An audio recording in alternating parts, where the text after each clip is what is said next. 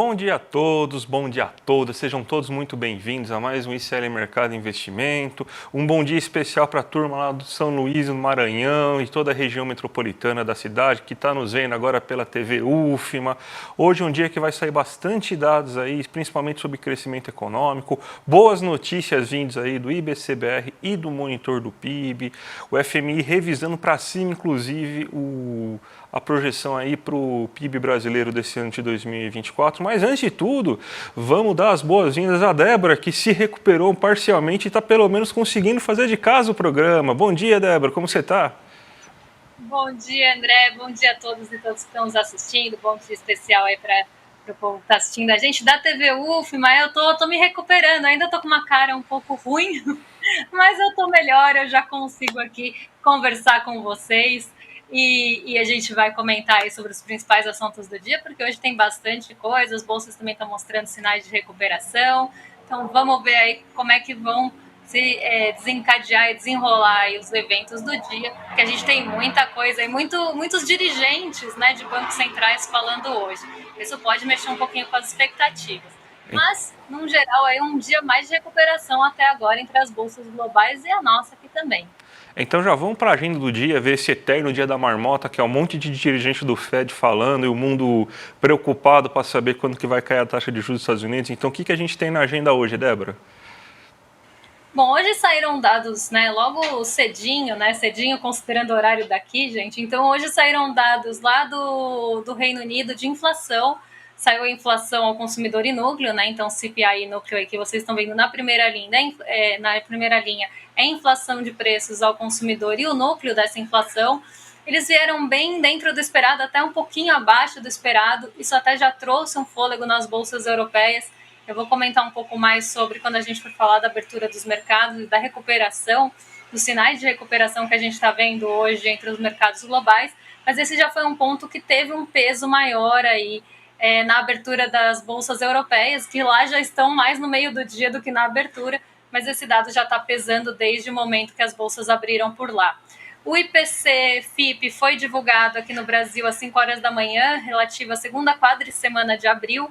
Então, aqui dados ainda preliminares e semanais. A gente teve também o CPI e o núcleo da inflação da zona do euro, né? Então, índice de preços ao consumidor também, sendo divulgados aí da zona do euro, medição final, tá? Então, aqui a gente já teve outros dados de inflação também, ali trazendo fôlego para as bolsas europeias.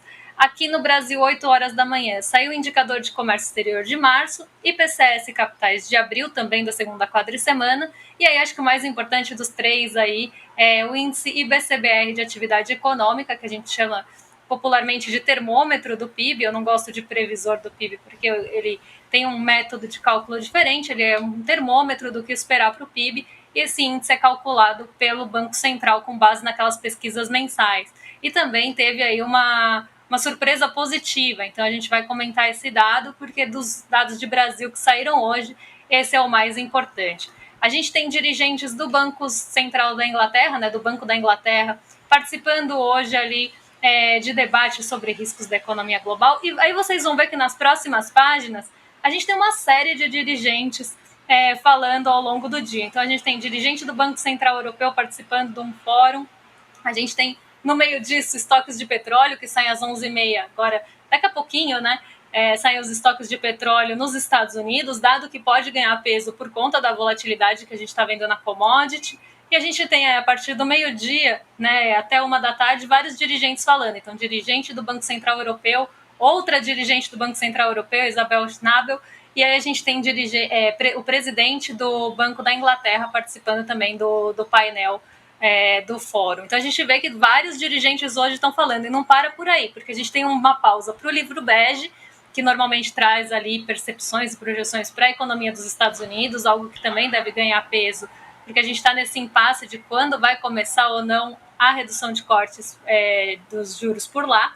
Mas aí depois disso a gente tem uma série de dirigentes também falando. Então a gente tem dirigente do Banco da Inglaterra discursando no lançamento de um livro, a gente tem presidente do Fed de Cleveland, né, a Loretta Mester, falando também ali em um evento, a Michelle Bauman falando também sobre um debate de política monetária. Então a gente vê que vários dirigentes hoje estão falando. E continua ali a reunião de primavera do FMI, do Banco Mundial, que estão participando aí o presidente do Banco Central aqui do Brasil, Roberto Campos Neto, e o nosso ministro da Fazenda, Fernando Haddad, que não só vai estar com a gente no Despertar 2024, como também está agora lá em Washington participando das reuniões de primavera. E aí a gente tem isso um pouco na centralidade, até porque tem todo aquele debate do déficit e da nossa situação fiscal acontecendo. Isso está ganhando um peso, então pode ser que a gente tenha mais uma vez o mercado mais doméstico esperando esses discursos, esperando essa participação dos dois aí nessa reunião de primavera. E a gente tem, depois do fechamento, o balanço da Alcoa hoje naquela esteira, né, que a gente tem aí de resultados corporativos que estão começando agora a ser divulgados, principalmente nos Estados Unidos. Então, um dia bem centrado, né, como o André falou, dia da marmota, porque faz dias que eu estou falando isso, um dia bem centrado nos discursos e pronunciamentos aí de dirigentes dos bancos centrais, não só dos Estados Unidos, mas de vários países, justamente por essa incerteza em relação à condução de política monetária, principalmente agora, frente à escalada a escalada dos conflitos e dessas tensões geopolíticas no Oriente Médio. Então isso está ganhando uma proporção maior do que já estava e deve tomar aí boa parte do noticiário de hoje. Vamos então agora partir, já que a gente está com muita coisa aí, muitos dirigentes falando isso daí pode impactar no mercado, né? Porque uma fala um pouco errada, vamos dizer assim, de algum dirigente aí causa um verdadeiro burburinho aí em relação aos DI futuros, lá as taxas de juros futuros dos Estados Unidos, né? Mas a gente tem hoje então aí muita coisa aqui, tem a notícia já que a gente sempre sugere para vocês aí lerem durante o dia aí, para vocês saberem o que pode acontecer, o que está no radar aí. Mas Débora, já vamos então aí para o nosso giro de mercado, começando com a Ásia aí, que teve um movimento aí meio estranho, muitas bolsas fechando 0 a 0, algumas caindo. Então, o que aconteceu lá para acontecer tudo isso? Então, a gente tem que voltar um pouquinho até para trás, né, para entender o que foi o movimento da Ásia nessa manhã e o que foi o movimento da Ásia até ontem, né, porque a gente teve um movimento bem misto na Ásia hoje, mas um misto perto ali da estabilidade, então não tivemos grandes ali movimentos para cima ou para baixo, que a gente fala movimentos direcionais. A gente fica, o Nikkei ele caiu 1,32, então eu até coloquei ele aí, porque ele caiu mais que os outros índices de uma forma geral, mas a gente tem que voltar um pouco no dia de ontem. Então ontem saíram dados importantes da economia chinesa, saiu o PIB, né, do primeiro trimestre da economia chinesa e os dados de março de vendas no varejo e produção industrial e formação bruta de capital fixo. Na verdade, né, investimentos em ativos fixos. Então a gente teve essa série de dados sendo divulgados ali na China e parte deles surpreendeu positivamente e parte surpreendeu negativamente. Então o PIB ele ficou acima do esperado. A China conseguiu surpreender ali com a sua divulgação do PIB em 5,3% no trimestre. E a gente tem aí os investimentos em ativos fixos também puxando a surpresa para cima. Então também ficaram acima do esperado e também puxaram ali a parte otimista dos dados da China. As vendas no varejo, a produção industrial, por sua vez, elas surpreenderam de forma negativa. Então a gente teve ali uma divulgação abaixo do que se esperava. Isso começou a trazer um sentimento de cautela maior em relação à China, apesar do crescimento ter ficado acima do esperado e os investimentos em ativos fixos também, o que mostra que a China está tendo investimento e tem possibilidade também de crescer ainda mais com base nisso, mas a gente teve esse outro lado puxando as expectativas para baixo, né? Então, eu diria até o mau humor foi mais puxado por esses dados que surpreenderam negativamente. E além disso, a gente teve outro dado sendo divulgado lá na China, esse que traz bastante preocupação, porque ele é relacionado ali a um setor que já está trazendo fragilidade. Então a gente teve a divulgação de dados ali em relação ao setor imobiliário chinês, e aí os preços das novas moradias na China atingiram o menor patamar ali em 9 anos. Então, mostrando a fragilidade do setor, né, e explicitando essa fragilidade do setor imobiliário na China. Então, a gente tem uma série de dados, né, parte positiva, parte negativa, e esse outro dado que foi divulgado até um pouco mais para frente, do setor imobiliário, que acabou trazendo uma conjuntura ruim, né, de uma forma geral, apesar de dados muito positivos de crescimento e investimentos em ativos fixos, o restante ficou ali até com mais evidência. Isso trouxe uma sensação, né, um mau humor, um sentimento de cautela grande na Ásia ontem, e isso afetou muito aqui nosso Brasil. Né? Então, nossa bolsa caiu, não só por esse motivo, mas por todos os outros. Né? A gente teve, novamente, os juros dos rendimentos dos Estados Unidos, né, das treasuries, dos títulos de dívida por lá subindo, os DIs aqui acompanhando esse embrolho aí em relação a quando vão começar ou não os cortes nos juros por lá. E aí a gente tem a participação dos dirigentes, porque ontem vários dirigentes falaram ao longo do dia, inclusive o Jerome Powell, que é o presidente do Banco Central dos Estados Unidos, também participou ali de um evento e acabou dando alguns sinais em relação à condução de política monetária. E o mercado entendeu, né, com base nos 2 pronunciamentos que a gente teve ontem, que ficaram muito na centralidade, que os Estados Unidos podem cortar só 0,25 ponto percentual de juros até o final do ano, que esses cortes podem começar só em setembro mesmo. Então isso trouxe ali um mau humor muito grande, por isso que a gente fala sempre dessa centralidade e desse olhar, né, como esses dirigentes ficam no radar, esses pronunciamentos ficam no radar, porque eles acabam trazendo ali um sentimento de aversão a risco e propiciando esse sentimento de aversão a risco, porque os juros começam a subir. Isso aconteceu ontem, e aí a nossa bolsa aprofundou as perdas, até porque a gente sofre mais com esse sentimento de aversão a risco. Então, no momento que a gente vê, né, os rendimentos dos títulos do Tesouro dos Estados Unidos atingindo as máximas desde novembro, a nossa bolsa também cai ali, consolidando a sua pior sequência de quedas, também desde o momento que as taxas de juros dos Estados Unidos estavam mais altas, né, no ano passado ainda. Então, aqui a gente vê, né, esse sentimento chegando aqui no Brasil, e junto a isso, todas as incertezas em relação aí a Israel e Irã, se Israel vai ou não responder ao contra-ataque que aconteceu do Irã. Então a gente tem toda essa seara aí junta, né, acontecendo, e todo esse imbróglio junto aí, e aí isso está dificultando muito o apetite pelo risco. E as nossas bolsas, né, eu digo países emergentes aqui, sofrem mais com isso, por isso a gente teve até um movimento bem mais negativo ontem. Então foi a junção dos dados da China com os dirigentes do Fed falando, escalada das treasuries dos Estados Unidos e possível escalada também dos conflitos no Oriente Médio. Tudo isso causou um sentimento bem negativo, nossa bolsa caiu muito e hoje ela tem tendência de se recuperar, mas eu explico daqui a pouco quando a gente for falar da abertura. Mas aí estou tentando juntar esses pontos, né, principalmente aí que a gente estava falando dos dirigentes dos bancos centrais, porque isso está ganhando um peso muito grande e tem potencial para levar as bolsas para outra direção, como fez ontem. Né? Então aqui a gente tem que até colocar isso no radar, mas hoje a gente tem uma perspectiva um pouco mais positiva aí para as bolsas, elas estão se recuperando, o Nikkei caiu com esse sentimento misto da Ásia, mas a gente vê, por exemplo, as bolsas europeias mostrando sinais de recuperação aí nessa manhã, por conta dos CPIs, né, dentro ou abaixo do esperado. A gente tem também balanços locais contribuindo por lá. E os futuros dos Estados Unidos, antes da abertura, já operavam em alta, e a nossa bolsa também, né, no futuro de Nova York, operava em alta, mostrando que a gente ia ter um dia mais positivo. Então vamos ver se a gente consegue manter esse fôlego. Isso vai ser muito pautado aí por commodities, mas eu vou explicar daqui a pouquinho para vocês.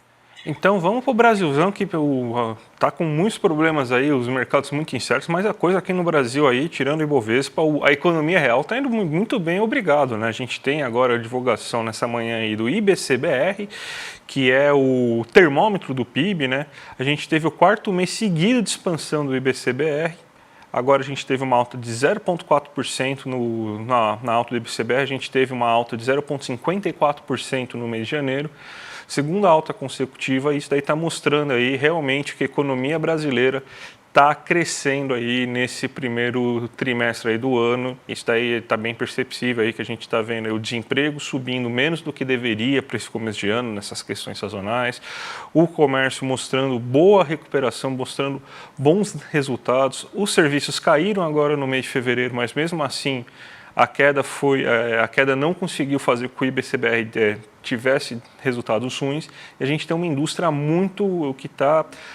que está mostrando aí uma qualidade muito boa, com alta no preço dos bens de capital, com alta na venda de bens de capital, com alta aí em bens de consumo duráveis como geladeira, eletrodomésticos e tudo mais. A gente tem aqui o IBCBR, que na verdade o dado aqui está errado, a gente está com 2,99, esse aqui na verdade é 0,4 que a gente deveria ter aqui, né?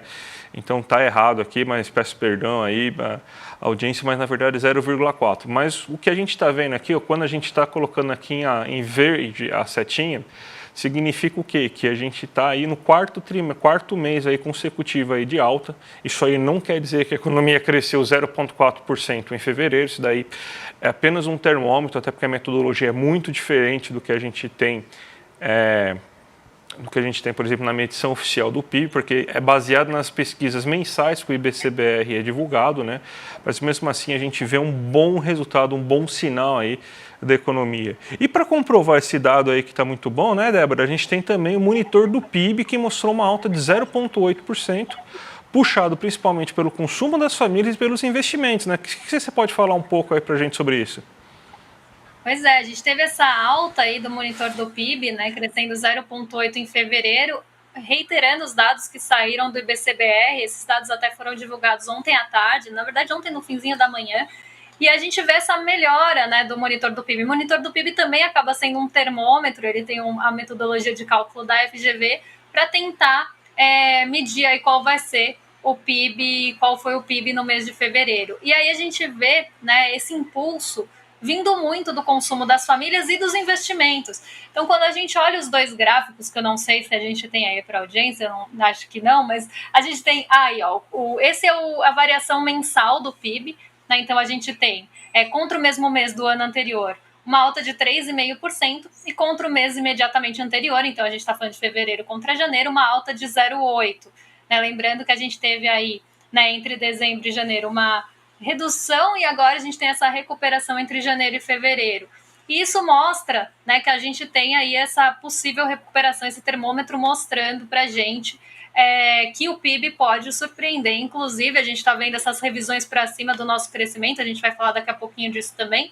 Mas o que mais surpreende, né, eu acho, dessa variação do monitor do PIB para cima é a qualidade, porque sim, a gente tem uma medição do consumo das famílias, que esse eu não sei se a gente tem aí, mas se tiver, dá para colocar na tela, mas eu já vou explicando, esse mesmo, né, a gente vê que a gente teve um consumo, porque aqui a gente está vendo pela ótica do consumo e pela ótica do consumo das famílias, e a contribuição por componente, e isso que é o mais interessante, porque a gente teve uma contribuição grande, por exemplo, dos serviços, né, que são essa parte amarelinha para quem está assistindo. Em seguida, a gente tem os produtos duráveis, com uma participação interessante, o que é muito bom, porque a gente viu nas pesquisas do comércio já alguns móveis eletrodomésticos, por exemplo, aparecendo com um pouco mais de crescimento.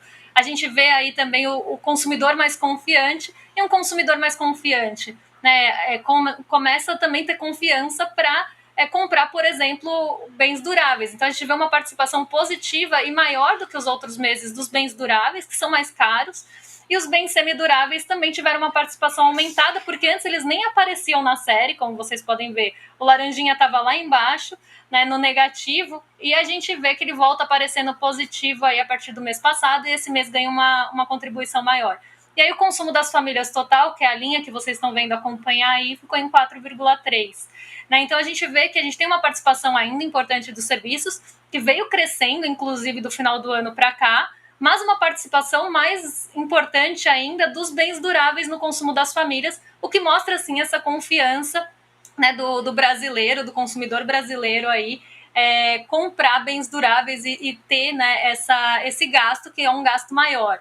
Isso é muito positivo. E quando a gente olha a formação bruta de capital fixo, né, que é o terceiro gráfico que eu separei, esse é mais surpreendente ainda, porque ele vinha ali no negativo por muito tempo. Né? A formação bruta de capital fixo aqui, eu vou resumir de uma forma muito breve, mas a gente está falando principalmente de máquinas e equipamentos, a gente está falando da construção civil, a gente está falando de produtos que produzem outros produtos, né? Então a gente está falando de investimento aqui. E olha como o nosso investimento, nossa formação bruta de capital fixo estava negativa nos outros meses. Olha ali no meio do ano passado, junho, julho, agosto, setembro, todos muito negativos, com máquinas e equipamentos muito negativos. Esse mês a gente começa a ter uma inversão da formação bruta de capital fixo, que a gente não via nessa sequência, pelo menos nessa sequência histórica, medida aí pela FGV, né? Então a gente está olhando um ano, em um ano a gente não via essa formação bruta de capital fixo positiva, E a gente vê um crescimento das máquinas e equipamentos, um crescimento da construção e outros componentes aí da formação bruta de capital fixo. Então a gente está falando de investimento do lado real da economia, a gente está falando de máquina, a gente está falando de construção, a gente está falando de motores também do crescimento da economia urbana. E a gente teve aí uma formação bruta de capital fixo em 3,2 esse mês, coisa que a gente não via há muito tempo. Então esse é um aspecto bem positivo, porque o monitor do PIB ele vem acima até do esperado, vem com uma boa, ali um bom termômetro da atividade econômica e com qualidade. Né? A gente vê aí a participação dos bens duráveis no consumo das famílias, a gente vê máquinas e equipamentos ganhando uma relevância positiva, porque até então a gente só via ela caindo aí nos últimos meses. Então a gente vê realmente aí que parece que o brasileiro está mais confiante com o futuro, e a indústria aí também, né? E a parte urbana da economia também, porque a gente vê isso nas pesquisas, né? Quando a gente vê ali intenção de consumo, quando a gente vê pesquisas relacionadas ao futuro da economia, por exemplo, dos setores, a gente vê que o brasileiro está mais, ou até o mesmo empresariado, está mais confiante no futuro do que no presente. E isso mostra aí também essa ótica por meio do monitor do PIB. Débora, 3 minutinhos para a gente fazer a abertura de mercado. Os dados da FMI vão ficar para amanhã, junto com a nossa entrevista aí de toda quinta-feira. Então, 3 minutos aí, Débora. O que está acontecendo aí nos mercados? A gente está no 0 a 0 agora na Bolsa do Brasil, né? A gente tem um movimento hoje bem estável, né? A gente tem uma bolsa aí operando, próxima à estabilidade, mas agora a gente está até puxado um pouco para baixo, porque a gente teve a abertura de Nova York, Nasdaq está caindo, o S&P 500 está positivo, então a gente vê aí essa direção contrária dos índices de nova-iorquinos, né? Mas um ponto importante aí, né, que eu acho que vale a pena comentar é o dólar, né, que ele está arrefecendo hoje. Ontem ele chegou a quase R$ 5,30, respondendo muito aos conflitos e às dúvidas em relação aos conflitos e possíveis escaladas do conflito no Oriente Médio, mas também respondendo às treasuries que ontem, como eu falei no começo do programa, tiveram ali suas máximas renovadas. Então a gente teve um movimento bem ruim para o dólar ontem e para a nossa bolsa também. Hoje a gente tem uma possível recuperação que pode ser puxada pelo minério de ferro.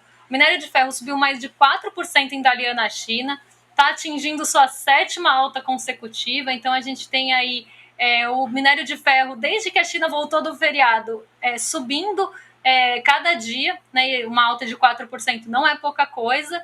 Isso está trazendo um fôlego, que é o que está segurando essa perda aí perto do 0 a 0 e possíveis altas também, né? A bolsa está oscilando entre perdas e ganhos, porque a gente está vendo uma recuperação das ações ligadas às commodities de minerais, né? E quando eu falo minerais, é que estou falando minério de ferro. Então, commodities, a gente está falando de, basicamente, aqui Vale, mineração e siderurgia. Então, está falando de Vale, a gente está falando de Gerdau, CSN. Essas ações, elas têm potencial de subir hoje por conta do minério de ferro em Dalian e também de alguns resultados parciais que já foram divulgados da Vale. Então, a gente tem esse fôlego, vamos pensar assim, trazido por esse lado das commodities. Por outro lado, o petróleo Brent está operando agora entre 88 e 89 dólares por barril. A gente tem uma queda agora de 1% no petróleo. Desde amanhã a gente já estava vendo, até antes da abertura, o petróleo caindo, né? Até porque a gente tem dúvidas em relação à resposta ou não, né, de Israel ao contra-ataque de Irã. Então a gente teve um contra-ataque de Irã em resposta ao que aconteceu lá na Síria, em Damasco, e agora a gente tem, né, Israel querendo revidar o que aconteceu ali do ataque dos drones lá do Irã, e embora esteja sendo recomendado que não tenha essa resposta, Israel quer sim responder. Então se tem uma dúvida se eles vão ou não responder esse ataque. Isso está trazendo uma incerteza em relação ao petróleo, mas saíram dados de poços de petróleo e hoje saem dados de estoques de petróleo nos Estados Unidos, e como eles vieram acima do esperado, não no caso aí não os estoques que saem agora, mas os que saíram ontem dos poços de petróleo, a gente teve aí uma queda no petróleo Brent. Então o preço do petróleo Brent arrefeceu e hoje continua caindo. Isso está puxando para baixo as ações ligadas ao petróleo aqui na nossa bolsa, que também tem um peso grande. Então é o contrapeso, né? Enquanto a gente tem as ações ligadas ao minério de ferro puxando a bolsa para cima, a gente tem um contrapeso das ações ligadas ao petróleo, e outra aí uma commodity mais energética puxando para baixo. E nisso a gente tem as treasuries que estão num movimento um pouco menos acelerado do que a gente viu ontem, e isso está favorecendo essa queda do dólar a R$ 5,24, que ainda é um patamar alto, mas a gente vê, né, esse possível arrefecimento das treasuries dando espaço para que o dólar caia aqui em relação ao nosso real, até porque a gente tem o fator das commodities também pesando, principalmente as commodities metálicas, e em relação aos pares, que é o que vocês estão vendo aí no DXY, que mede o dólar, né, frente aos seus pares, é uma cesta composta por 6 pares do dólar. Então a gente vê aí o dólar também caindo em relação às moedas mais fortes. Então alguns países emergentes, exportadores de commodities, estão com o mesmo comportamento aqui do nosso real, e o DXY está caindo até menos por conta do peso menor das commodities, estão caindo aqui só pelo fator arrefecimento de treasuries. E a gente vê, né, como falei, a Ásia teve um movimento mais misto, a gente vê o EWZ, que é nosso índice cotado em Nova York, então é nosso ETF, né, da nossa bolsa cotado em Nova York, ele sobe, mostrando que a gente tem sim potencial de recuperação, mas aqui a gente ainda tem o fator doméstico, a gente tem curva de juros e outros fatores que estão pesando e puxando o Ibovespa para baixo. Mas, no geral, a gente pode ter ou hoje um movimento bem perto do 0 a 0, sem movimentos muito aprofundados, a não ser que a gente tenha algum dirigente do Fed falando algo que vai dar a entender que os cortes vão ser ainda mais postergados ou que vão ser menores do que já estão sendo esperados, o que eu acho difícil, porque a expectativa é de 0,25, que já é bem baixa, mas a gente pode ter essa mudança de direcionamento dependendo dos dados que saem à tarde. Então a gente está falando de livro bege e os dirigentes do Fed. Mas, por enquanto, né, até esses dados serem divulgados, a Bolsa deve ficar oscilando perto do 0 a 0, com potencial de subir, caso a gente consiga ver aí as ações ligadas à siderurgia se firmando bem no positivo. Então esse é o movimento que a gente tem hoje aí numa forma geral. Débora, vou me despedir de você antes da gente dar os nossos recados iniciais. Então, Débora, um bom dia, espero que você esteja melhor aí e a gente se vê amanhã. Até amanhã, pessoal. Espero amanhã já estar com vocês no estúdio. Um beijão. Gente, recado importante aí, se prepare para uma experiência exclusiva e inédita aí do Brasil. Uma testemunha vive que conheceu um dos maiores líderes revolucionários do século XX. Vai estar com a gente aqui no ICL. A filha do lendário Che Guevara aí, é convidada de honra da próxima aula aberta do ICL. Até a vitória sempre, Che por Aleida Guevara. Ela irá compartilhar a emocionante jornada de seu pai e revelar fatos sobre a vida que você não vai encontrar nos livros de história. Oportunidade única, hein, gente, de mergulhar em momentos chaves da jornada de Che Guevara, desde a sua juventude até a atuação do lado de Fidel Castro na luta contra o imperialismo e as opressões desenfreadas do capitalismo. Não perca, gente, ó, dia 21 de abril, um domingo, 8 horas da noite, vai ser imperdível, já garante sua vaga, clica aqui aí no selinho, clica aqui aí no link que a gente vai colocar aqui embaixo para vocês aí, e vai ser imperdível, tá bom, gente? Tá aqui, ó, iclmercado.com.br, e você vai ser direcionado aí para já se inscrever no evento, tá certo? Então, gente, queria só agradecer a presença de todo mundo aí que participou hoje. Vocês vão ficar agora aí com o rolê do William De Luca e também do Guga Noblar, e a gente volta amanhã às 11 horas da manhã com entrevista aí sobre transição energética aí com o Gustavo Andreão. Vai ser imperdível, tá certo, gente? Um abraço para o Maranhão, São Luís e região da TV UFMA, e até a próxima, gente. Tchau, tchau. Pelas ruas de Cuba anda uma lenda viva. Se eu falasse para você que o nome dela é Aleida, talvez você não reconhecesse imediatamente.